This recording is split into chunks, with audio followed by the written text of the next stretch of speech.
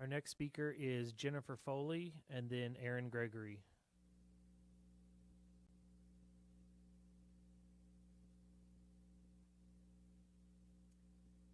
Good evening. To create a better future, we must learn from the past. Tonight, I would like to share a past proposal with you about which you might not be aware. My hope is that this lesson from our past will provide perspective for the future. In October of 2018, our former superintendent presented data to the community in hopes of securing a contract with a consulting group. The data and values that were presented demonstrated a significant finding not highly publicized. The rate of poverty in the students was highly correlated to their academic performance. Impoverished kids were entering kindergarten well behind their wealthier peers. Once this was identified, a group in our community was inspired to make a difference and created a committee to develop a proposal to help the district improve literacy in elementary students. An educator who tutored dyslexic students with Barton offered to oversee and train future volunteers. More than 30 volunteers were on board with the plan to serve 2 one-hour sessions per week, one-on-one with students, before, during, or after school. The Meadow Lane principal at the time volunteered to pilot the program, and business owners in the community offered to pay for student transportation if needed.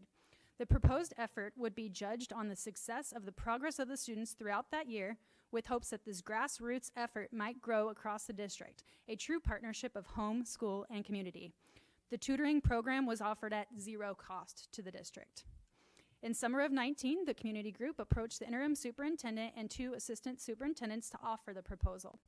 The fall, the proposal was rejected with the claim that since this district was purchasing a new reading curriculum, this addition would be too much for teachers to handle.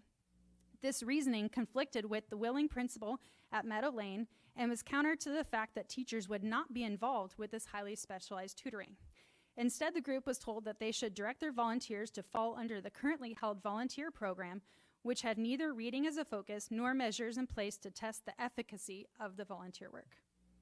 The sitting Board of Education at the time was advised by the interim superintendent that the district assistant superintendents turned down the community offer, and unfortunately, the school board did not intervene.